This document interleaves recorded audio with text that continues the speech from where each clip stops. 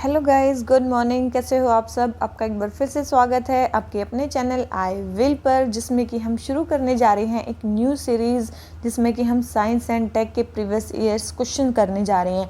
और इसमें ओनली हमारे 2 ही लेक्चर्स होंगे, जिसमें कि हम सारे प्रीवियस ईयर्स क्वेश्चंस कंप्लीट करा देंगे, ठीक है। और इसके बाद आएगी हमारी एक साइंस एंड टेक की मोस्ट एक्सपेक्टेड क्वेश्चन की सीरीज़, जिसमें कि हमारे उसमें भी 2 ही लेक्चर्स होंगे, ठीक है। तो हमारे इस सीरीज़ के साथ आप बने रहिए और देखिए कि कैसे कैसे क्वेश्चन आए हैं आपके प्रीवियस ईयर्स क्वेश्चन में साइंस एंड टेक से, और कैसे हम क्वेश्चन करा रहे हैं।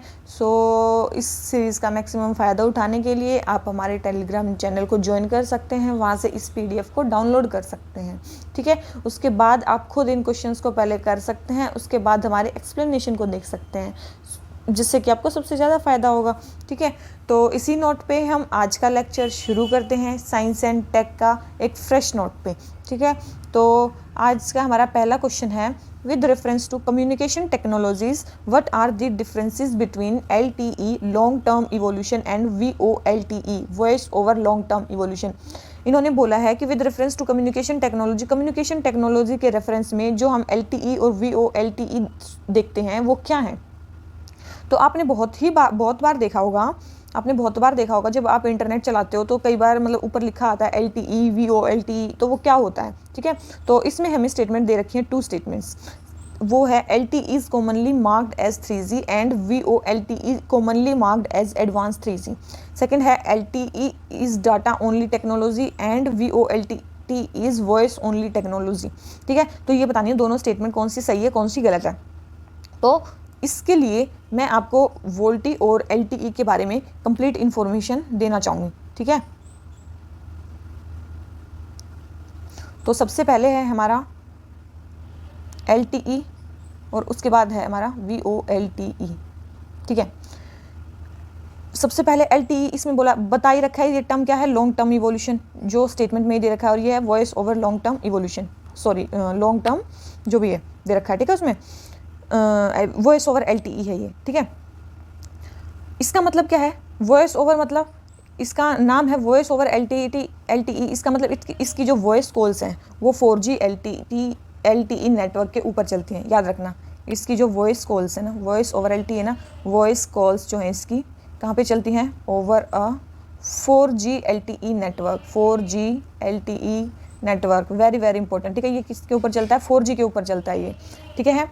और मेनली मतलब rather than 2G and 3G, rather than 2G and 3G, 3G और 2G के ऊपर ये नहीं चलता है, ठीक है। ये आया समझ में। VoLTE का एक वो हो गया कि ये क्या है, इसकी जो वॉइस कॉल्स होती हैं वो 4G LTE नेटवर्क पे होती हैं, ठीक है। सेकंड क्या है, सेकंड है मोबाइल फ़ोन के नेटवर्क्स में जो LTE है उसका अपग्रेडेशन है ये। मतलब पहले आता था LTE, उसके बाद आने लगा VoLTE voice over LTE। It means LTE का क्या है, ये अपग्रेडेशन है। क्या है वो, LTE का ये क्या है, अपग्रेडेशन है, ठीक है। और क्या है, इसमें क्या होता है कि वॉइस कॉल्स जो है हमारी वो पैकेज्ड हो जाती हैं और LTE नेटवर्क के थ्रू होती हैं, और जब हम कॉल करते हैं, वॉइस कॉल्स करते हैं, तब भी जो 4G डाटा एक्सेसिबिलिटी है वो रहती है, ठीक है। क्या होता है इसमें, 4G डेटा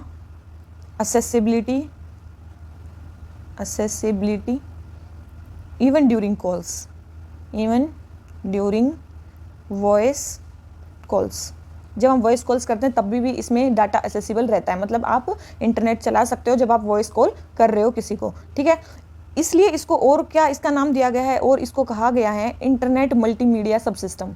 क्या कहा गया है इसको, दूसरा नाम क्या है, internet, also known as internet multimedia subsystem, internet multimedia subsystem, ठीक है।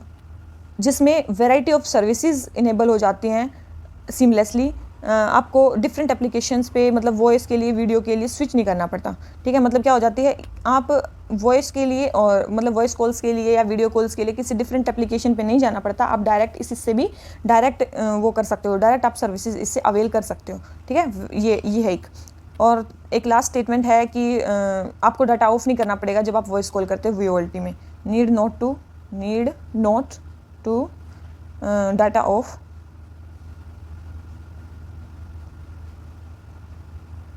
While making voice calls.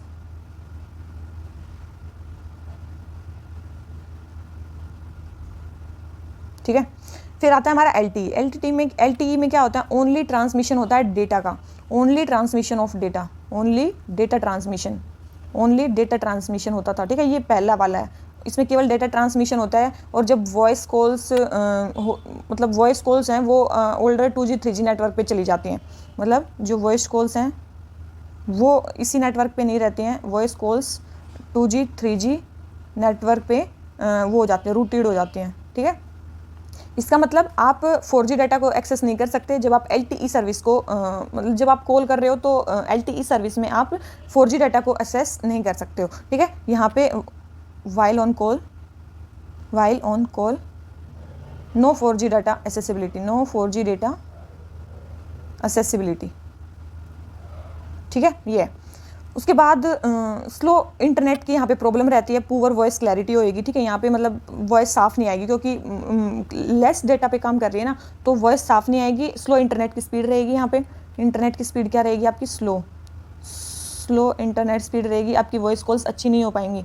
10 जो नेटवर्क है स्विच ऑफ, आपको जो डेटा है उसको स्विच ऑफ करना पड़ेगा जब आप वॉइस कॉल करते हो, need to switch off data, need to switch off data while on calls, while on voice call. Very very very very important. LTE और VoLTE के बारे में मैंने दोनों लिखवा दिया क्या क्या है। ठीक है, अभी हम इसका देख लेते हैं कि क्या बोल रखा है। ठीक है,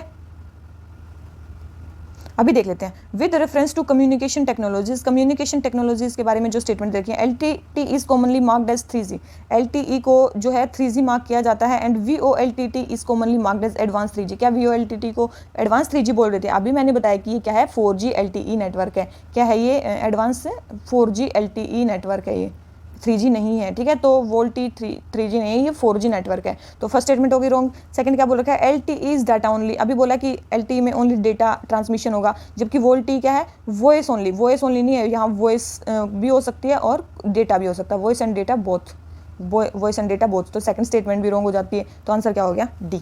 आंसर इसका क्या हो गया, डी। आ जाते हैं क्वेश्चन नंबर 2 पे। कंसिडर दी फॉलोइंग स्टेटमेंट्स, हमें स्टेटमेंट्स दे रखी हैं। According to Indian patent act के according a biological process to create a seed can be patented in India. एक बायोलॉजिकल प्रोसेस सीड, अगर आपने कोई बायोलॉजिकल प्रोसेस से सीड क्रिएट किया है तो उसका किया है तो आप उसको पेटेंट करवा सकते हो इंडिया में। क्या स्टेटमेंट सही है? सेकंड है, in India there is no intellectual property appellate board. India में जो है कोई भी इंटेलेक्चुअल प्रॉपर्टी अपीलेट बोर्ड नहीं है। ठीक है, कोई भी वो बोर्ड नहीं है। थर्ड है, plant varieties are not eligible to be patented in India. Plant varieties हैं वो एलिजिबल नहीं है इंडिया में, किसके लिए, इंडिया में पेटेंट करवाने के लिए। ठीक है, तो देखो सबसे पहले कि इंडिया में इंडियन पेटेंट अपीलेट बोर्ड जो है ना वो 2003 को ही बन गया था। ठीक है, 15 सितंबर इंटेलेक्चुअल प्रॉपर्टी अपीलेट बोर्ड है वो इंडिया में 2003 में बन गया था और ये अपील सुनता है। ठीक है, 2007 में तो है ये, इसके जो हेडक्वार्टर्स हैं वो चेन्नई में। ठीक है, इसके हेडक्वार्टर्स हैं वो चेन्नई में है। और ये कहाँ कहाँ की अपील सुनता है? सबसे पहले इंडियन ट्रेड मार्क एक्ट 1999 यहाँ का ये वो सुनता है, मतलब अपील सुनता है। और कहाँ की, GI geographical indication of goods act. ठीक है, geographical indication of goods act इनकी अपील सुनता है। ठीक है, और 2007 से किसकी सुन रहा है? जितने भी अपील्स हमारे पेटेंट कंट्रोलर से आते हैं, जितनी भी अपील्स हमारे पेटेंट कंट्रोलर से आते हैं वहाँ की अपील्स भी सुनता है ये। तो इंटेलेक्चुअल प्रॉपर्टी अपीलेट बोर्ड तो इंडिया में है, तो सेकंड स्टेटमेंट रॉन्ग होगी कि ये नहीं है, नहीं ये तो है इंडिया में, तो सेकंड स्टेटमेंट रॉन्ग होगी। तो 2 स्टेटमेंट तो वैसे ही कट गई। आ जाते हैं थर्ड स्टेटमेंट पे, plant varieties are not eligible to be patented in India. Very very important, हमारे पेटेंट एक्ट में ये स्टेटमेंट लिख रखी है कि कुछ चीज़ें आप पेटेंट नहीं कर सकते, जैसे प्लांट और एनिमल, या तो वोल या उनके कोई पार्ट, जैसे कि सीड बना रहे हो या फिर कोई और उसमें बायोलॉजिकल चेंजेस कर रहे हो, प्रोपगेशन कर रहे हो उसका, तो आप उसको पेटेंट नहीं करवा सकते हो। तो ये वेरी वेरी इंपॉर्टेंट स्टेटमेंट है। थर्ड स्टेटमेंट बिल्कुल सही है कि प्लांट वेराइटीज़ को आप पेटेंट नहीं करा सकते। फर्स्ट है कि सीड को आप पेटेंट करा सकते हो, नहीं, आप सीड को भी उनके पेटेंट नहीं करा सकते हो। तो फर्स्ट स्टेटमेंट भी रॉन्ग हो जाती है, तो इसका आंसर आ गया सी।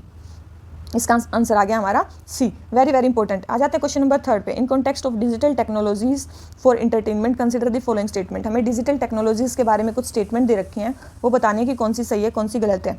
सबसे पहले ऑगमेंटेड रियलिटी और एक दे रखी है वर्चुअल रियलिटी। ऑगमेंटेड रियलिटी और एक वर्चुअल रियलिटी। देखो ऑगमेंटेड रियलिटी होती है जैसे कि मैं आपको पढ़ा रही हूँ, तो मैं आपको मान लो यहाँ पे बहुत सारी पिक्चर्स वगैरह दिखाऊँ, ठीक है, तो आप जहाँ भी बैठे हो तो आप ये रियलिटी कौन सी, ऑगमेंटेड रियलिटी है, ऑगमेंटेड रियलिटी, ठीक है। और वर्चुअल रियलिटी क्या होती है, आपने कई बार देखा होगा कि क्या होता है ना, किसी अंधेरे में है ना 2 कुर्सी डली होती हैं और उन कुर्सियों पे ना पूरे एक गूगल्स लगा दिए जाते हैं आंखों पे, और उन बंदों को लगता है कि ओ माय गॉड, मतलब हम जो हैं एक ऐसी मूवी चला दी जाती है जिसमें उनको लगता है कि वो उसके अंदर ही है, मूवी के अंदर उनके चारों तरफ कुछ चल रहा है, भूत चल रहे हैं, वो डरते रहते हैं, बाहर लग रहा है कि कुछ भी नहीं है, उसको बोलते हैं वर्चुअल रियलिटी। वर्चुअल रियलिटी मतलब टोटल जो रियलिटी है वो वर्चुअल कर दी जाती है, उनको ऐसा लगता है कि हम रियलिटी में हैं ही नहीं, ठीक है, ऐसा लगता है। तो हम आ जाते हैं फर्स्ट पे। Augmented reality is simulated environment is created and the physical world is completely set out. देखो physical world completely shut out अभी मैंने कहाँ बताया, वर्चुअल रियलिटी में, इसमें नहीं होता, ऑगमेंटेड रियलिटी में नहीं होता, आप फिजिकल वर्ल्ड में रहते हो।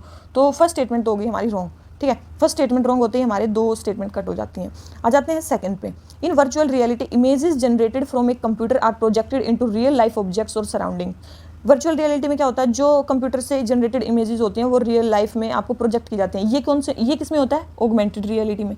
ये किस में होता है, ये चीज़ किस में होती है, ऑगमेंटेड रियलिटी में, ठीक है। जब इमेज अभी मैंने बताया कि मैं आपको अच्छी इमेजेस डालूँ इसमें और दिखाऊँ आपको, तो आप क्या होगा, वो होगी ऑगमेंटेड रियलिटी। तो ये सेकंड स्टेटमेंट भी हमारी रॉन्ग हो जाती है, सेकंड स्टेटमेंट भी रॉन्ग हो जाती है, तो सेकंड चलो तो इससे कोई नहीं कट रहा। थर्ड देख लें, augmented reality allows individual to be present in the world.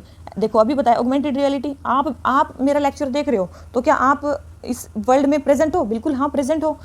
Individual जो होते हैं वो वर्ल्ड में प्रेजेंट होते हैं एंड उनका जो एक्सपीरियंस है वो बढ़ जाता है। कैमरा या स्मार्टफोन, अगर आप अच्छे फ़ोन से देख रहे हो तो आपको और ज़्यादा अच्छा दिखेगा, अगर आप वैसे फ़ोन से देख रहे हो तो और कम दिखेगा, तो उसको बोलते हैं ऑगमेंटेड रियलिटी। ये बिल्कुल सही स्टेटमेंट है। फोर्थ है virtual reality closes the world. बिल्कुल अभी मैंने बताया कि उनकी आंखों पर गूगल्स लगा दिए जाते हैं, उनको लगता है कि मूवी उनके सराउंडिंग में चल रही है, ठीक है। तो virtual reality closes the world and transposes an individual providing complete immersion experience. उनको लगता है कि ओ माय गॉड कंप्लीट मैं उसके अंदर इमर्ज हो गया हूँ, बिल्कुल ऐसा ही होता है। तो इसका ये थर्ड एंड फोर्थ है वो बिल्कुल सही है और फर्स्ट एंड सेकंड इसमें रॉन्ग है, ठीक है। आ जाते हैं क्वेश्चन नंबर 4 पे। क्वेश्चन नंबर 4 हमें क्या बोल रहा है, with reference to recent development in science, science में रिसेंट डेवलपमेंट के रेफरेंस में which one of the following statement is not correct. कौन सी स्टेटमेंट करेक्ट नहीं है, करेक्ट नहीं है मतलब हमें बतानी कौन सी स्टेटमेंट गलत है, ठीक है, कौन सी सही नहीं है। तो फर्स्ट है functional chromosome can be created by joining segments of DNA taken from cells of different species. एक चीज़ याद रखना, आप कभी भी जो है कि कभी आप ये जो स्टेटमेंट दे रखी है ना कि आप क्रिएट कर सकते हो सेगमेंट्स ऑफ डीएनए अलग अलग सेल से डिफरेंट स्पीसीज़ के, ये आप क्रोमोसोम क्रिएट कर सकते हो लोग, लेकिन वो क्या होंगे, आर्टिफिशियल क्रोमोसोम होंगे, फंक्शनल क्रोमोसोम नहीं होंगे। आप उससे फंक्शनल क्रोमोसोम क्रिएट नहीं कर सकते हो, आर्टिफिशियल क्रोमोसोम क्रिएट कर सकते हो, ठीक है। अलग अलग स्पीसीज़ के सेल्स से डीएनए लेके आप आर्टिफिशियल क्रोमोसोम क्रिएट कर सकते हो, ना कि फंक्शनल क्रोमोसोम। सेकेंड स्टेटमेंट है हमारी, तो ये सही नहीं थी तो हमने वो लगा दिया। भी है PCs of artificial function DNA can be created in laboratory. Lab में आप अभी बताया कि आर्टिफिशियल डीएनए को क्रिएट कर सकते हो। C have a piece of DNA can taken out from an animal cell, किसी भी एनिमल सेल से डीएनए आप लेके can be made to replicate outside a living cell in laboratory. ये रेप्लिकेट हो सकता है, बहुत जगह होता है। डी है the cells taken out from plants and animals can be made to undergo cell division in lab petri dishes. बिल्कुल किसी भी प्लांट और एनिमल से हम सेल लेके वहाँ पे सेल डिवीजन करा सकते हैं पेट्री डिश में। ये तीनों स्टेटमेंट सही हैं। गलत पूछा था, गलत क्या है, फर्स्ट स्टेटमेंट है, तो आंसर आ गया ए, ये है इसका आंसर, ठीक है। आ जाते हैं क्वेश्चन नंबर 5 पे। क्वेश्चन नंबर 5 हमें क्या बोलता है, डिजिटल सिग्नेचर।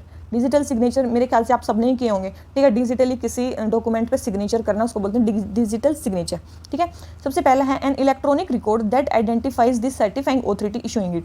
ये एक इलेक्ट्रॉनिक रिकॉर्ड होता है जो आइडेंटिफाई करता है जो किस सर्टिफाइंग ऑथोरिटी ने उसको इशू किया है। तो एक बात बताओ, आप डिजिटल सिग्नेचर कर रहे हो, मतलब मान लो, तो इससे हमें ये कैसे पता चलेगा कि किसने इसको इशू किया है, वो तो डिजिटल सर्टिफिकेट से आपको पता चलेगा ना। ये जो बोल रखा है, ये बोल रखा है डिजिटल सर्टिफिकेट के बारे में, डिजिटल सर्टिफिकेट के बारे में। डिजिटल सर्टिफिकेट थोड़ी ना है, इशूइंग ऑथोरिटी का आपके साइन से कैसे पता चल सकता है। तो फर्स्ट स्टेटमेंट होगी रॉन्ग, फर्स्ट स्टेटमेंट होगी रॉन्ग, तो इसमें सेकंड स्टेटमेंट बोल रखी है used to serve as proof of identity of an individual to access information और सर्वर ऑन इंटरनेट। आप कहीं डिजिटली साइन कर रहे हो तो आपकी ये प्रूफ ऑफ आइडेंटिटी कैसे हो सकता है, मतलब कैसे सर्व करेगा आपको, आपका उनको मान ले आपकी जगह किसी और ने साइन कर दिया डिजिटली, तो ये प्रूफ थोड़ी ना हुआ कि वही इंडिविजुअल कोई और भी कर सकता है, ठीक है। तो सेकंड स्टेटमेंट भी रॉन्ग हो जाती है। तो थर्ड है an electronic method of signing and electronic document, एक ये इलेक्ट्रॉनिक मेथड है जिसमें आप किसी डॉक्यूमेंट को इलेक्ट्रॉनिकली साइन करते हो एंड इंश्योर करते हो कि वो जो कंटेंट है वो ओरिजिनल है। ये स्टेटमेंट बिल्कुल सही है, बस यही स्टेटमेंट इसमें सही है, यही डिजिटल सिग्नेचर की वो है डेफिनेशन, ठीक है। आ जाते हैं क्वेश्चन नंबर 6 पे। क्वेश्चन नंबर 6 क्या बोलता है, in context of variable technology, variable technology के कॉन्टेक्स्ट में which one of the following task are accomplished by variable devices, कौन से जो टास्क हैं वो वेरिएबल डिवाइसेस से आप कर सकते हो। देखो वेरिएबल डिवाइसेस मतलब आप वॉच मान लो, कोई भी आप वॉच पहनते हो हमेशा, स्मार्ट वॉच, उसी को मान लो। सबसे पहले location identification of a person, इतने स्मार्ट हो गए हैं कि वो किसी की जो है लोकेशन ट्रैक कर सकते हैं, बिल्कुल। सेकंड स्लिप मॉनिटरिंग, यस ये तो बहुत ज़्यादा कर रही हैं। थर्ड है assisting the hearing impaired person, बिल्कुल ये बोल के भी आपको बता देती हैं कि कितना टाइम हुआ है, क्या हुआ, अगर आप उसको सेट कर दो तो तीनों ही चीज़ वेरिएबल डिवाइस कर सकते हैं। तो डी इसका आंसर हो गया। आ जाते हैं क्वेश्चन नंबर 7 पे। क्वेश्चन नंबर 7 क्या, आरएनए इंटरफेरेंस के बारे में लिख रखा है। RNA interference technology has gain popularity in last few years, why. RNA interference आजकल न्यूज़ मतलब क्यों है। सबसे पहले it is used in developing gene silencing therapy. ये जो है आरएनए, देखो आरएनए इंटरफेयर मतलब देखो सबसे पहले डीएनए होता है, डीएनए ट्रांसक्रिप्शन से क्या बनता है आरएनए, और आरएनए ट्रांसलेशन के बाद क्या बनता है, क्या बनाता है प्रोटीन, और प्रोटीन्स बनने के बाद क्या करते हैं ये इंडिविजुअल में प्रोटीन्स बन जाते हैं, तो वही काम करते हैं मेनली, ठीक है, सारा काम तो यही करते हैं। मान लो ये जो आरएनए है ये रॉन्ग प्रोटीन, इसमें म्यूटेशन हो गई और ये रॉन्ग प्रोटीन बना रहा है, रॉन्ग प्रोटीन बना रहा है, तो हमें ये प्रोटीन नहीं चाहिए, तो हम इसको क्या कर देंगे, इस आरएनए को यहीं पे साइलेंस कर देंगे, आरएनए की सीक्वेंस को, तो ये आगे प्रोटीन नहीं बनाएगा, तो वो काम नहीं होगा, जो भी हमें नहीं चाहिए, ठीक है। तो वो होता है फर्स्ट है it is used in developing gene silencing therapy, yes gene silencing therapy में ये यूज़ होता है। सेकंड है it can be used in developing therapy for treatment of yes cancer के ट्रीटमेंट के लिए भी यूज़ हो सकता है। थर्ड है it can be used to develop hormone replacement therapy, hormone को आप कैसे रिप्लेस कर सकते हो, हार्मोन रिप्लेसमेंट थेरेपी के लिए नहीं है। फोर्थ है it can be used to produce crop plant that resist, yes crop plants में भी आप इसको यूज़ कर सकते हो। तो फर्स्ट सेकंड एंड थर्ड सही, फर्स्ट सेकंड एंड फोर्थ सही है, थर्ड हमारा रॉन्ग है, ठीक है। तो 7th क्वेश्चन हमारा हो जाता है कंप्लीट। तो अब आ जाते हैं क्वेश्चन नंबर 8 पे। क्वेश्चन नंबर 8 हमें क्या कहता है, recently scientist observe the merger of giant black holes billion of light year away from the earth, what is the significance of this observation. Recently scientist ने ब्लैक होल्स के merger को देखा है, तो उसकी सिग्निफिकेंस क्या है, मतलब क्या देखा है उन्होंने, ठीक है। तो फर्स्ट है हिग्स बोसोन पार्टिकल्स डिटेक्ट किए, बी है ग्रेविटेशनल वेव डिटेक्ट की, possibility of intergalactic space travel through worm hole was confirmed, D है it enabled this scientist to understand singularity. तो आप सभी को पता होगा कि जब दो ब्लैक होल्स का मर्जर होता है तो क्या चीज़ होती है, ग्रेविटेशनल वेव्स वहाँ से निकलती है, ये चीज़ तब डिटेक्ट की गई, ये चीज़ डिटेक्ट की गई। तो 8 का आंसर हो गया बी, उस टाइम पे क्या डिटेक्ट किया गया, ग्रेविटेशनल वेव्स, ठीक है। आ जाते हैं क्वेश्चन नंबर 9 पे। आप ये देखो कि किस टाइप के क्वेश्चंस आ रहे हैं, ठीक है, बेसिक क्वेश्चन आ रहे हैं जो आप हमेशा पढ़ते हो, ठीक है, जो आप हमेशा ही मतलब कभी कभी न्यूज़पेपर में देखते रहते हो, वो ही चीज़ें आ रही हैं, कोई हाई फाई चीज़ें नहीं है। 9 है which of the following are the reason for the occurrence of multi drug resistance in microbial pathogen in India. Microbes में मल्टी ड्रग रेजिस्टेंस कैसे हो जाता है, माइक्रोब्स में इंडिया में मल्टी ड्रग रेजिस्टेंस कैसे हो जाता है, वो बहुत सारी ड्रग्स से रेजिस्टेंट कैसे हो जाते हैं। फर्स्ट है genetic predisposition of some people, ऐसा थोड़ी ना होता है कि पहले ही लोगों को मतलब पहले ही माइक्रोब उनका जेनेटिक ऐसा होता है कि वो माइक्रोब, अगर जेनेटिक प्री डिपोजिशन हो तो इंडिविजुअल मल्टी ड्रग रेजिस्टेंट हो सकता है ना, माइक्रोब्स थोड़ी ना हो सकते हैं। तो पहला स्टेटमेंट हो गया गलत कि genetic predisposition of some people, ठीक है, ये एक स्टेटमेंट तो हो गई हमारी गलत की इसके कारण होता है। इसका मतलब सेकंड एंड थर्ड तो सही है, मतलब taking incorrect doses of antibiotic to cure disease, ये सही है। थर्ड है using antibiotic in livestock farming, yes livestock farming में आप ज़्यादा से ज़्यादा यूज़ करते हो तो उससे भी जो माइक्रोब्स हैं वो मल्टी ड्रग रेजिस्टेंट हो जाते हैं। फोर्थ है multiple chronic disease in some people, देखो जब लोगों में बहुत सारी क्रोनिक डिजीज़ होती है ना तो लोग बहुत सारी दवाइयाँ लेते हैं, और जब लोग बहुत सारी दवाइयाँ लेते हैं तो उसके अंदर जो माइक्रोब्स होते हैं तो वो बहुत सारी, अगर वो उनको इनकरेक्टली ले रहे हैं तो बहुत जो माइक्रोब्स हैं वो बहुत सारी ड्रग से ही मल्टी ड्रग रेजिस्टेंट हो जाते हैं, ठीक है, बहुत सारी ड्रग से रेजिस्टेंट हो जाते हैं, तो ये भी होता है, ठीक है, ऐसा भी होता है। तो second third and fourth statement सही है और फर्स्ट स्टेटमेंट रॉन्ग है, आंसर आ गया इसका डी। आ जाते हैं क्वेश्चन नंबर 10 पे। केस 9 प्रोटीन के बारे में बताना है। केस 9 प्रोटीन आपने सुना होगा मोलिकुलर सीजर, अब की बात इसमें नोबेल प्राइज़ भी मिला हुआ है, ठीक है, नोबेल प्राइज भी इसी प्रोटीन में मिला है। बहुत ही इंपॉर्टेंट टेक्नोलॉजी है, याद कर लेना, ठीक है। Cas9 प्रोटीन के बारे में बताना है। फर्स्ट है, ए है molecular scissor used in targeted gene editing. ये एक मोलिकुलर सीजर है जो कि जीन एडिटिंग में यूज होती है, बिल्कुल ये यही है, मोलिकुलर सीजर है जो कि टारगेटेड जीन एडिटिंग में यूज होती है। किसके साथ यूज होती है? क्रिस्पर Cas9 प्रोटीन के साथ, ठीक है। यूनिक टेक्नोलॉजी है, जेनेटिक्स में, मेडिकल रिसर्चर में जीनोम के पार्ट को एडिट करने के लिए ये यूज होती है, ठीक है। तो आंसर हो गया ए, ठीक है। आ जाते हैं क्वेश्चन नंबर 11 पे। क्वेश्चन नंबर 11 क्या बोलता है? Which one of the following statement is not correct. कौन सी स्टेटमेंट करेक्ट नहीं है, ठीक है। पहली चीज वेरी इंपॉर्टेंट बोला है, कौन सी स्टेटमेंट करेक्ट नहीं है, गलत स्टेटमेंट बतानी है, ठीक है। तो देख लेते हैं कौन सी स्टेटमेंट गलत है, ठीक है। फर्स्ट है, hepatitis B virus is transmitted much like HIV।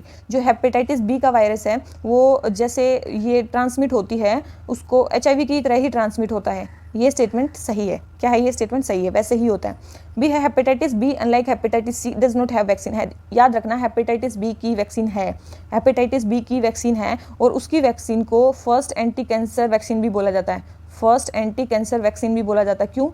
क्योंकि अगर आपको हेपेटाइटिस हो जाता है तो सबसे ज़्यादा चांसेस होते हैं कि आपको लीवर कैंसर हो जाए, और अगर आप हेपेटाइटिस बी की वैक्सीन लगवा लेते हो तो इसका मतलब क्या होता है कि आपको लीवर कैंसर नहीं होगा। अगर आपको लीवर कैंसर नहीं होगा तो ये क्या होगी? एक एंटी कैंसर वैक्सीन की तरह भी काम करेगी, ठीक है। तो ठीक है, तो इसने बोला है कि इसकी कोई वैक्सीन नहीं होती, नहीं, इसकी वैक्सीन होती है, ठीक है। हेपेटाइटिस बी की वैक्सीन होती है, मतलब ये स्टेटमेंट क्या है? रॉन्ग है, ठीक है। ये और पहली स्टेटमेंट सही है। थर्ड है, globally the number of people infected with hepatitis B and C are several time more than HIV। ये स्टेटमेंट भी बिल्कुल सही है।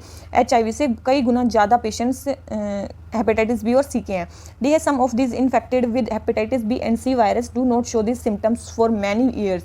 जब किसी को हेपेटाइटिस बी और सी होता है तो वो कई साल तक सिम्टम्स शो नहीं करते हैं, कई साल तक, बिल्कुल ये भी सही है, ठीक है। आगे समझ में आ जाते हैं क्वेश्चन नंबर 12 पे। क्वेश्चन नंबर 12 हमें क्या कहता है कि for the measurement of which of the following are satellite images और रिमोट सेंसिंग डेटा यूज। किस चीज़ के लिए सैटेलाइट और रिमोट सेंसिंग डेटा यूज हो सकता है? याद रखना, टेक्नोलॉजी जो है ना किसी में भी यूज हो सकती है, कैन भी तो कुछ भी हो सकता है, ठीक है। देख लेते हैं। फर्स्ट है, chlorophyll content in vegetation of a specific location. Second है, greenhouse gas emission from rice paddies of specific location. Third है, land surface temperature of a specific location. Answer बोलना है इसमें, ठीक है। तो देखो, अगर आपको सैटेलाइट डेटा है वो क्लोरोफिल कंटेंट को भी मेजर कर सकता है, ग्रीन हाउस गैस एमिशन को भी, और सरफेस टेम्परेचर को भी, तीनों को ही मेजर कर सकता है। तो जो इसका आंसर हो गया वो हो गया डी, इसका आंसर हो गया डी। क्वेश्चन नंबर 13 है, कंसिडर द फॉलोइंग स्टेटमेंट। हमें बताना है, इन ट्रॉपिकल रीजन्स जिका virus disease is transmitted by the same mosquito that transmit dengue. क्या ये स्टेटमेंट सही है? ये स्टेटमेंट बिल्कुल सही है। क्यों? क्योंकि जो मॉस्किटो जैसे कि डेंगू और चिकनगुनिया को वो करता है, वही जीका को भी फैलाता है, बिल्कुल ये स्टेटमेंट बिल्कुल सही है।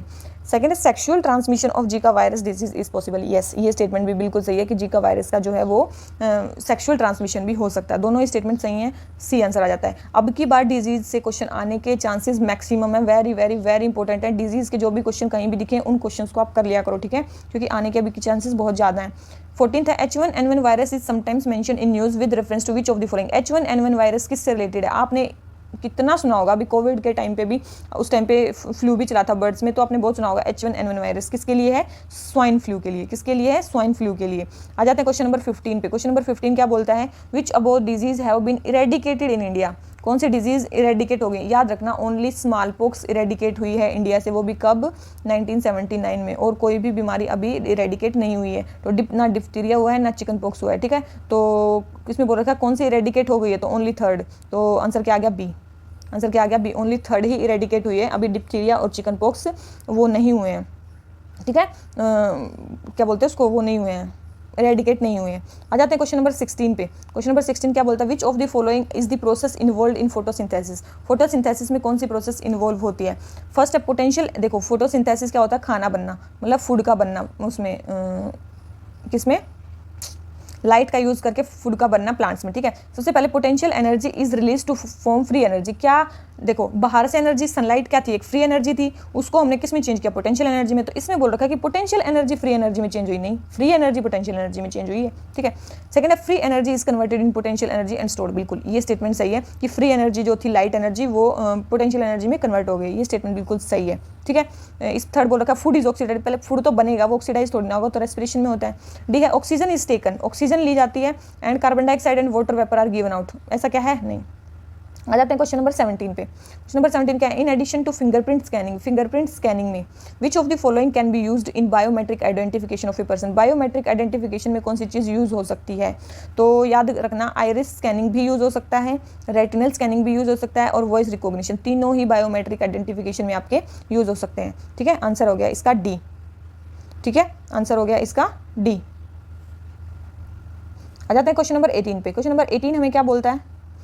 Which one of the following statements are correct. कौन सी स्टेटमेंट करेक्ट है regarding vegetative propagation of plant? Vegetative propagation के बारे में।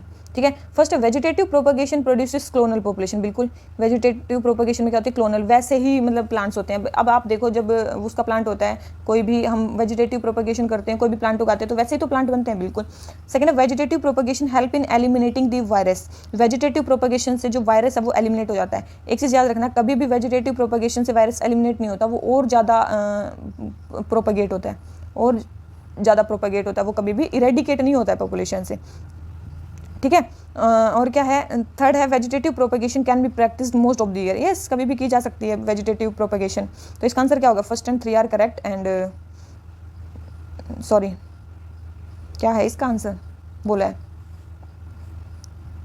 ठीक है, तो इसका आंसर हो गया सी। और मेन वेजिटेटिव प्रोपगेशन के मेथड्स कौन कौन से होते हैं? बडिंग, ग्राफ्टिंग, ये होते हैं। ठीक है, इंपॉर्टेंट। आ जाते हैं क्वेश्चन नंबर 19 पे। क्वेश्चन नंबर 19 क्या बोलता है? Consider the following techniques phenomena. इसको देखना है हमें। सबसे पहले बडिंग और grafting in fruit plants, second है साइटोप्लाज्मिक मेल स्टेरिलिटी, और उसके बाद है थर्ड है जीन साइलेंसिंग। ठीक है, ये 3 स्टेटमेंट दे रखे हैं। Which of the following use to create transgenic crop. Transgenic crop को हमें बनाना है, तो हमें कौन सी चीज़ें क्या चीज़ क्रिएट करनी पड़ेगी?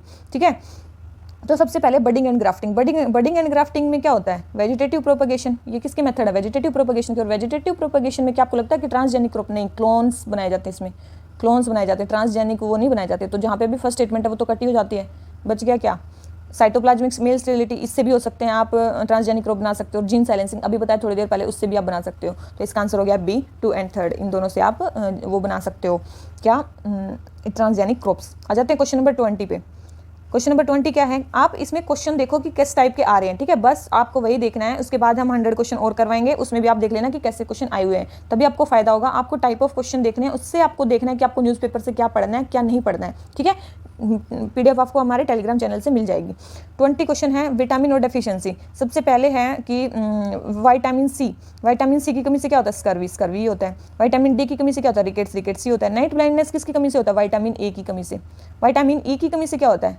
Muscular weakness. क्या होती है? मसल वीकनेस होती है। ठीक है, याद रखना इसको। तो थर्ड स्टेटमेंट रॉन्ग है, first and second statement correct है। करेक्टली मैच्ड पूछा है। ठीक है, तो ए आ गया आंसर। आ जाते हैं क्वेश्चन नंबर 21 पे। Improper handling and storage of serial grains and oil seeds result in production of toxins. याद रखना, जब भी हम इम्प्रॉपर सीरियल्स को इम्प्रॉपरली स्टोर कर देते हैं तो वहाँ से कुछ टॉक्सिन निकलते हैं, जिसको बोलते हैं एफ्लेटॉक्सिन। उसको क्या बोलते हैं? एफ्लेटॉक्सिन। ये जनरली डिस्ट्रॉय नहीं होते नॉर्मल कुकिंग प्रोसेस में। तो ये किससे प्रोड्यूस होते हैं? याद रखना, ये किससे प्रोड्यूस होते हैं?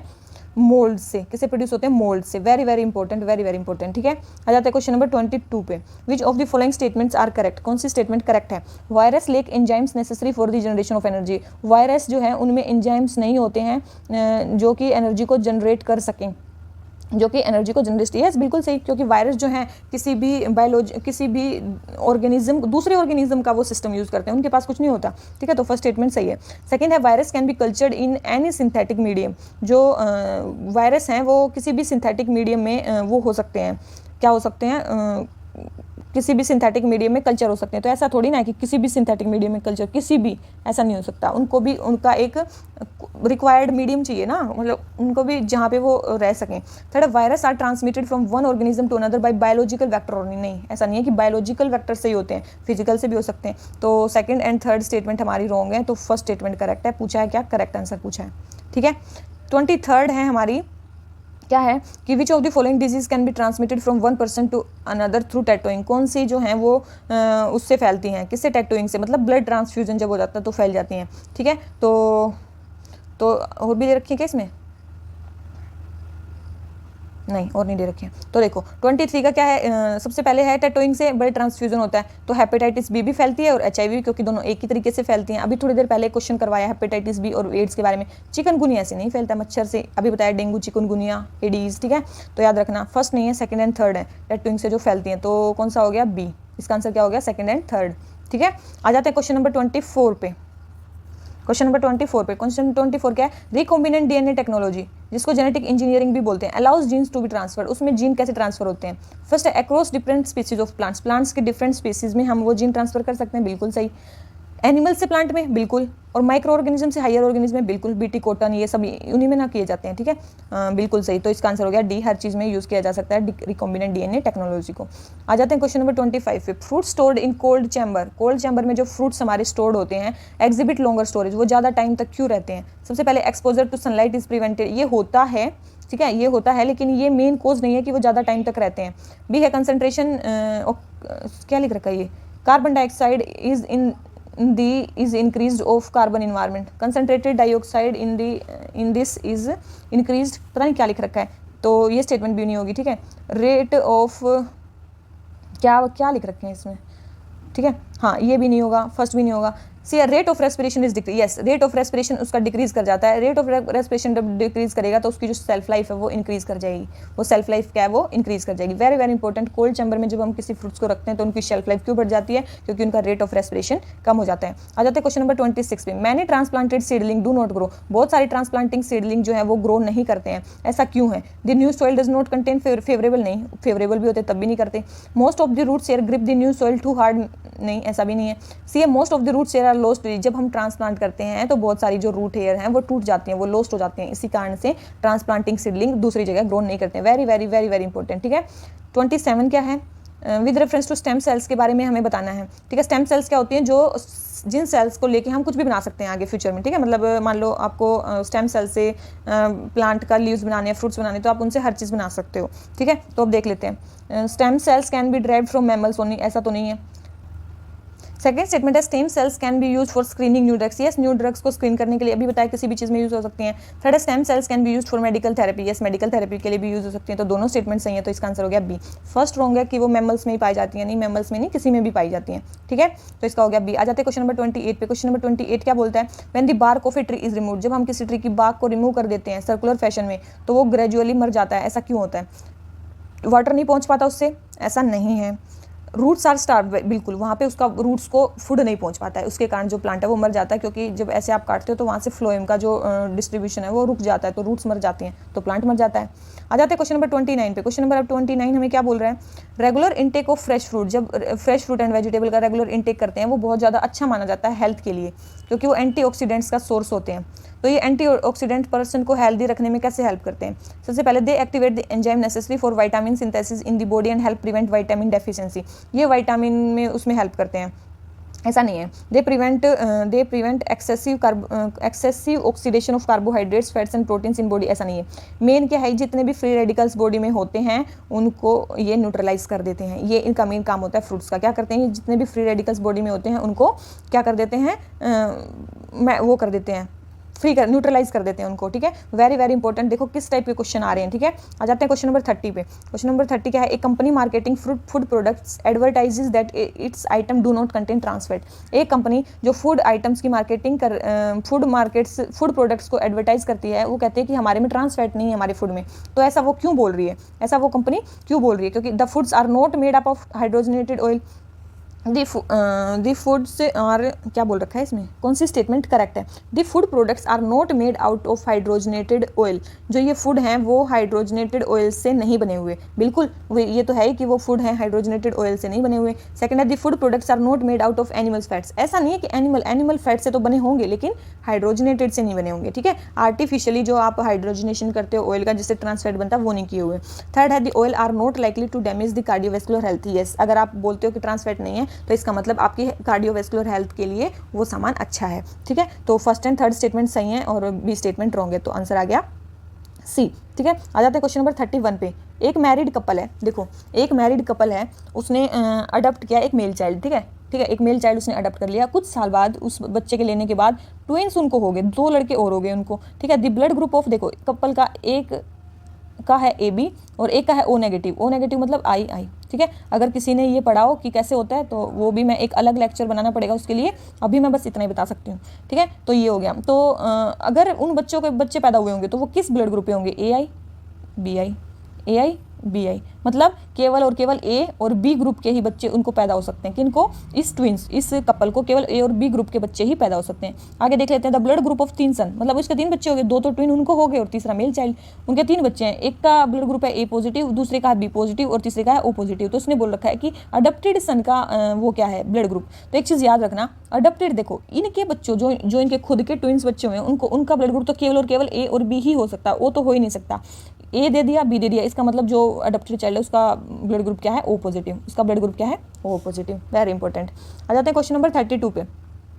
Which of the following processes in the bodies of living organism is digestive process, कौन सी जो है वो डाइजेस्टिव प्रोसेस है? तो याद रखना, प्रोटीन से अमीनो एसिड में चेंज होना क्या है? एक डाइजेस्टिव प्रोसेस है। ठीक है, आ जाते हैं क्वेश्चन नंबर 33 पे। Wide spread resistance of malarial parasite to drugs like chloroquine has prompted attempts to develop a malarial vaccine to combat malaria, why it is difficult to develop an effective malaria vaccine. Malaria vaccine को develop करना इतना ज़्यादा मुश्किल क्यों है? तो सब क्योंकि देखो याद रखना, मलेरिया वैक्सीन को डेवलप करना इतना मुश्किल इसलिए है क्योंकि मलेरिया बहुत सारे मॉस्किटोज से होता है, बहुत सारी प्लाज्मोडियम की स्पीसीज हैं जिससे वो होता है। ठीक है, तो इसीलिए इसकी वैक्सीन नहीं बन पा रही है। ठीक है, malaria is caused by several species of Plasmodium. ठीक है, तो 33 का आंसर हो गया ए। आ जाते हैं क्वेश्चन नंबर 34 पे।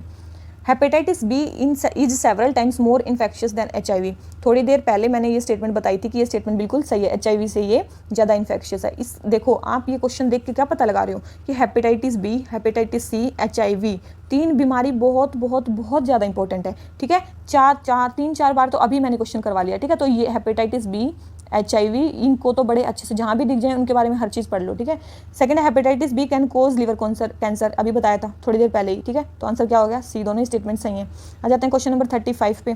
क्या बोलता है? Every individual in the population is equally susceptible host for swine flu. हर एक इंडिविजुअल पॉपुलेशन में स्वाइन फ्लू के लिए इक्विटेबल वो है क्या बोलते हैं उसको, इक्वली ससेप्टिबल है। तो ऐसा थोड़ी ना है हर, क्योंकि स्वाइन फ्लू मेनली किस में होता है? पिग्स में होता है। इसमें बोला था सारी पॉपुलेशन, हर एक इंडिविजुअल, तो स्वाइन फ्लू हमारे में थोड़ी ना होएगा। ठीक है, सेकंड है antibiotics have no role in primary treatment of swine flu. Swine flu के बिल्कुल, क्योंकि वायरल डिजीज और वायरल कभी भी एंटीबायोटिक से सही नहीं होती हैं। थर्ड है to prevent the future spread of swine flu in the epidemic area this swine pigs must all be culled. क्या ऐसा हो सकता है किसी बीमारी में हमें सबको सारों को ही मारना पड़ जाए? ऐसा नहीं होता है कि जब स्वाइन फ्लू हो जाता है तो सारों को ही मारना पड़ता है, ऐसा नहीं है। ठीक है, तो थर्ड स्टेटमेंट भी रॉन्ग होगी और फर्स्ट स्टेटमेंट भी रॉन्ग होगी। आंसर आ गया बी। ठीक है, आंसर आ गया इसका बी। ठीक है, आ जाते हैं क्वेश्चन नंबर 36 पे। स्वाइन फ्लू 2-3 बार आ गया क्वेश्चन, फिर आ गया HIV के बारे में फिर से। ठीक है, कौन सी स्टेटमेंट सही नहीं है, गलत बतानी है। क्या बतानी है? गलत बतानी है। फर्स्ट है the chances of transmission from female to male are twice as likely as male to female. कैसा है कि फीमेल से HIV ज़्यादा फैलता है और मेल से कम? आपने कहीं भी ऐसा सुना है? तो नहीं सुना तो है ही नहीं ऐसा चीज़। ठीक है, तो फर्स्ट स्टेटमेंट ही होगी गलत, फर्स्ट स्टेटमेंट ही होगी गलत। आगे पढ़ने की जरूरत नहीं है, लेकिन आगे देख लो ये 3 स्टेटमेंट जो है वो करेक्ट है। ठीक है, अगर आगे पेपर में आ जाए तो आप उनको करेक्ट लगा दोगे। ठीक है, the chances of transmission are more if person suffers from other sexually transmitted infection, ये बिल्कुल सही है। अगर उनको दूसरा इन्फेक्शन है तो उसको HIV के चांसेस ज़्यादा हैं। इन्फेक्टेड मदर भी ट्रांसमिट कर सकती है उसको उससे बेबी को। ठीक है, और ब्रेस्ट फीडिंग से भी हो सकता है। Contracting risk of contracting infection from transfusion, yes transfusion से तो और ज़्यादा एक्सपोजर होता है, ब्लड टू ब्लड ट्रांसफ्यूजन हो जाता है। आ जाते हैं क्वेश्चन नंबर 37 पे। If a potato is replaced on a pure paper plate which is white and unprinted and put in a microwave oven, the potato heats up but the paper plate does not, this is because. अगर किसी potato को आप pure paper plate पे रख देते हो अनप्रिंटेड पे, तो माइक्रोवेव ओवन में जो पोटैटो है वो गर्म हो जाता है, पेपर नहीं होता है। ऐसा क्यों? तो याद रखना जो है ना, पोटैटो में तो थोड़ा सा वाटर कंटेंट होता है और पेपर में नहीं होता है, बस इसीलिए वो गर्म नहीं होता है। ठीक है, potato it means of starch नहीं, ऐसा नहीं है। पोटैटो ट्रांसमिट माइक्रोवेव, ऐसा नहीं है। पोटैटो कंटेन्स वाटर, जबकि पेपर में वाटर नहीं होता है, इसीलिए वो गर्म हो जाता है और वो गर्म नहीं होता है। आ जाते हैं क्वेश्चन नंबर 38 पे। 38 क्या है? Which of the following are examples of chemical change. Chemical change किस में हो रहा है? सबसे पहले है crystallization of sodium chloride. Sodium chloride का क्रिस्टल में बन जाना।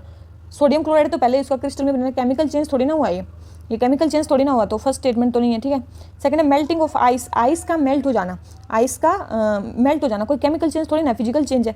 Third souring of milk, souring of milk मतलब दूध का खट्टा हो जाना, ये केमिकल चेंज है। बिल्कुल, शोर का खट्टा हो जाना ये क्या है? केमिकल चेंज है। तो इसका जो आंसर हो गया ओनली बी, ओनली बी। आ जाते हैं क्वेश्चन नंबर 39 पे। 39 क्या बोलता है? Consider the following minerals. Minerals के बारे में बताना, कौन से मिनरल्स हमारी बॉडी को चाहिए मसल के कॉन्ट्रैक्शन के लिए। कौन से मिनरल हमारी बॉडी को चाहिए मसल के कॉन्ट्रैक्शन के लिए? याद रखना सारे ही, कैल्शियम, आयरन, सोडियम सारे ही चाहिए। तो आंसर आ गया डी, मसल के कॉन्ट्रैक्शन में हमें सारे ही चाहिए। ठीक है, आ जाते हैं क्वेश्चन नंबर 40 पे। यूवी का रोल हमें बताना है, अल्ट्रावायलेट रेडिएशन का हमें रोल बताना है वाटर प्योरिफिकेशन में क्या होता है, ठीक है, क्या होता है इसका रोल। सबसे पहले इट इनएक्टिवेट और kill the harmful micro organism in water. UV rays क्या करती हैं, हार्मफुल जो माइक्रो ऑर्गेनिजम्स होते हैं वाटर में उनको मार देती हैं, उनको क्या कर देती है, मार देती हैं। यस, ये स्टेटमेंट बिल्कुल सही है। सेकंड है it removes all the undesirable odour from the water. क्या ये सारी बदबू को हटा देती है, तो ये माइक्रो ऑर्गेनिज्म को मारती है, बदबू को नहीं हटाती है, ठीक है, यूवी रेज। थर्ड है it quickens the sedimentation of solid particles, remove turbidity and improve the clarity of water. कैसा है, बिल्कुल नहीं। क्यों, अगर तो हम क्या करेंगे, यूवी रेज को ना लेके पानी से पास कर देंगे तो सारा पानी, सारी गंदगी नीचे बैठ जाएगी, सारा जो ओडोर है उसको साफ हो जाएगा। तो फिर हमें ज़रूरत क्या है इतनी सिस्टम लगाने की, हम सीवेज ट्रीटमेंट प्लांट लगा रहे हो, ये वो लगा रहे हैं। तो ये स्टेटमेंट दोनों ही गलत हैं, केवल और केवल ये माइक्रो ऑर्गेनिज्म को किल करता है या इनको इनएक्टिवेट करता है। तो आंसर आ गया ए। कौन सी स्टेटमेंट करेक्ट थी, ये पूछा था, इनकरेक्ट होती तो 2 और 3 होता है इसका आंसर, ठीक है। आ जाते हैं क्वेश्चन नंबर 41 पे। क्या बोल रहा है, consider the following statement about graphene. Graphene के बारे में बताना है हमें, क्या बताना है, ग्राफीन के बारे में बताना है, ठीक है। सबसे पहले it is 2D material and has good electrical conductivity. ये बिल्कुल सही है, ये 2D मटेरियल है और उसकी इलेक्ट्रिकल कंडक्टिविटी काफ़ी अच्छी है। Second, it is one of the thinnest but strongest material tested so far. Yes, ये थिनेस्ट है लेकिन स्ट्रॉन्गेस्ट मटेरियल जो अब तक देखा गया है। थर्ड है it is entirely made of silicon and has high optical transparency. ये जो है इसकी, ये सिलिकॉन का बना होता है और उसकी ऑप्टिकल ट्रांसपेरेंसी भी ज़्यादा होती है। Fourth, it can not be used at conducting electrode require for touch screen LCD and organic LED। It can be used as conducting electrode. याद रखना, ये कभी भी कंडक्टिंग इलेक्ट्रोड की तरह यूज़ नहीं हो सकता। Very very very very important, graphene कभी भी कंडक्टिंग इलेक्ट्रोड की तरह यूज़ नहीं हो सकता। फोर्थ स्टेटमेंट रॉन्ग हो जाती है, फर्स्ट सेकंड थर्ड तीनों सही है। आ जाते हैं क्वेश्चन नंबर 42 पे। क्वेश्चन नंबर 42 हमें क्या बोलता है कि the surface of lake is frozen in sewer winter but water at bottom is still liquid. Reason क्या है, याद रखना कि मतलब ऐसे बहुत सारी आपने रिवर देखी होंगी जो पूरी ऊपर से जम जाती है और नीचे उनसे पानी चलता रहता है। तो ऐसा क्यों होता है कि नीचे पानी और ऊपर बर्फ़ है, तो क्योंकि जो वेरी वेरी इंपॉर्टेंट की जो आइस होती है ना, वो बैड कंडक्टर ऑफ हीट होती है। आइस जो है हीट को नीचे जाने ही नहीं देती, तो पानी जो है इतना ज़्यादा ठंडा होता ही नहीं है, ठीक है। तो आंसर आ गया ए, 42 का आंसर आ गया ए, ठीक है। आ जाते हैं क्वेश्चन नंबर 43 पे। एस्पार्टेम एक आर्टिफिशियल स्वीटनर की तरह यूज़ होता है। इसमें ये अमाइनो एसिड्स होते हैं और कैलोरीज भी प्रोवाइड करता है, yet it is used as low calorie sweetening agent in food item. What is the basis of their use. Aspartame का वो क्या है, यूज़ क्या है। सबसे इसका जो एस्पार्टेम का यूज़ है वो है ये, aspartame is several times sweeter than table sugar. Aspartame जो है टेबल शुगर से कई गुना वो है, सेवरल टाइम स्वीटर है। Hence food items are made with small quantity of aspartame, और इसमें कम कैलोरी यूज़ होती हैं। वेरी वेरी वेरी इंपॉर्टेंट, ठीक है, क्योंकि इसको थोड़ा कम यूज़ करना पड़ेगा तो कैलोरी भी कम यूज़ होंगी, ठीक है। तो इसलिए एस्पार्टेम का इसमें यूज़ करते हैं। क्वेश्चन नंबर 44 पे आ जाते हैं। क्लोरीनेशन एक प्रोसेस है वाटर प्योरिफिकेशन की। तो disinfecting action of chlorine is mainly due to, कि क्लोरीनेशन में होता क्या है, इसमें बोला क्लोरीनेशन में होता क्या है, तो याद रखना हाइपोक्लोरस एसिड बन जाता है, हाइपोक्लोरस इसमें बन जाता है, formation of hypochlorous acid when chlorine is added to. जब क्लोरीन वाटर में ऐड किया जाता है तो हाइपोक्लोरस एसिड बन जाता है, और वो होता है डिसइंफेक्टिंग एजेंट। वो क्या होता है, डिसइंफेक्टिंग एजेंट जो वाटर को प्योरीफाई करता है। आ जाते हैं क्वेश्चन नंबर 45 पे। वाटर प्योरीफिकेशन के बारे में बहुत सारी चीज़ें आ रही हैं, ठीक है, रट लेना। Consider the following phenomena. Light is affected by gravity. जो लाइट है वो ग्रेविटी से अफेक्ट होती है, यस होती है। सेकंड है यूनिवर्स इज कॉन्स्टेंटली एक्सपेंडिंग। क्या किसके बारे में बताना है, सबसे पहले तो ये चीज़ है एल्बर्ट आइंस्टीन ने क्या प्रिडिक्शन की थी, उसके बारे में बताना है कि लाइट ग्रेविटी से अफेक्ट होती है, यस होती है। उसने नहीं बताया था कि जो यूनिवर्स है वो कॉन्स्टेंटली एक्सपेंड कर रहा है। थर्ड है matter wraps its surrounding space time. Matter जो है अपने सराउंडिंग में स्पेस और टाइम को बाइंड करता है, बिल्कुल। तो फर्स्ट एंड थर्ड स्टेटमेंट सही है, सेकंड रॉन्ग है। ये एल्बर्ट आइंस्टीन की थ्योरी के अकॉर्डिंग है, ठीक है, वेरी वेरी इंपॉर्टेंट, ये चीज़ याद रखना। ये कोई मैं वैसे यूनिवर्सल नहीं बना रही हूँ, आइंस्टीन की थ्योरी के अकॉर्डिंग है ये, ठीक है। आ जाते हैं क्वेश्चन नंबर 46 पे। फ्रिक्शन के बारे में हमें बताना है। It depends on the nature of surface in contact. ये जो फ्रिक्शन है ये सरफेस ऑफ कॉन्टैक्ट पे डिपेंड करता है। इसका अभी आंसर अच्छे से आया नहीं है, लेकिन मैं अभी बता देती हूँ मेरे हिसाब से इसका आंसर क्या है। It depends on the nature, yes, surface के नेचर पे डिपेंड करता है, स्मूथ सरफेस है कि रफ सरफेस है। Second, it is caused by irregularities on the two surface in contact. Yes, irregularity से तो होता है, ये जो दो सरफेस कॉन्टैक्ट में होती हैं उनमें इरेगुलरिटी होती है, उसके कारण क्या होता है, फ्रिक्शन होता है। तो दोनों ही स्टेटमेंट सही है, तो आंसर इसका मेरे को लग रहा है सी है, ठीक है। आ जाते हैं क्वेश्चन नंबर 47 पे। क्या बोलता है, हमें ग्रेविटेशनल फोर्स के बारे में बताना है। ग्रेविटेशनल फोर्स के बारे में बताना है हमें, ठीक है, क्या है। तो सबसे पहले gravitational force, it governs the motion of planet of solar system around the sun. ये जो है ग्रेविटेशनल फोर्स, ये हमारे सोलर सिस्टम को चला रही है। प्लैनेट्स के मोशन जो है ग्रेविटेशनल फोर्स के कारण होता है। यस, ग्रेविटेशनल फोर्स के कारण होता है। हमारा जो मतलब सन के अराउंड जो मूवमेंट करती हैं वो ग्रेविटी उसको खींचती है, तभी ना वो मूवमेंट कर रही हैं। सेकेंड है the force decreases with increase in जो ग्रेविटेशनल फोर्स होती है वो क्या होती है, G m1m2/r²। तो डिस्टेंस, ये r क्या है, रेडियस है, जितना डिस्टेंस क्या बोला क्या, the force decreases, force decrease होगी विद इंक्रीज, ये बढ़ेगा तो क्या होगी, फोर्स डिक्रीज ही होगी। ये स्टेटमेंट क्या है, ये भी स्टेटमेंट सही है। The force is independent of mass, अभी बोला कि ये मास पे डिपेंड, m1 m2 क्या है, मास है, तो मास पे तो डिपेंड करती है, उससे इंडिपेंडेंट नहीं होती है, तो थर्ड नहीं है, फर्स्ट एंड सेकंड सही है, तो आंसर आ गया बी। आंसर क्या आ गया, बी। आ जाते हैं क्वेश्चन नंबर 48 पे। 48 क्या बोल रखा है, consider the following statement about gravitational force. Gravitational force के बारे में फिर से बोल रखा है, it governs the motion of planet of solar system, yes the force. अभी ये जो ऊपर वाला क्वेश्चन है ये सेम क्वेश्चन दे रखा है, तो इसका आंसर बी है, ठीक है। आ जाते हैं क्वेश्चन नंबर 49 पे।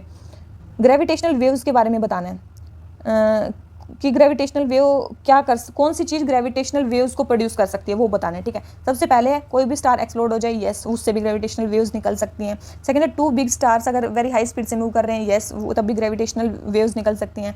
थर्ड है two black holes orbit each other and merge, दो ब्लैक होल आपस में मर्ज कर जाएं, घूम रहे हैं और मर्ज कर जाएं, तब भी ग्रेविटेशनल वेव्स हो सकते हैं। 2015 में इवेंट होराइजन टेलीस्कोप ने देखा था ना ब्लैक होल को मर्ज होते हुए और ग्रेविटेशनल वेव निकलते हुए, ठीक है। तो तीनों ही स्टेटमेंट सही है, आंसर है इसका डी।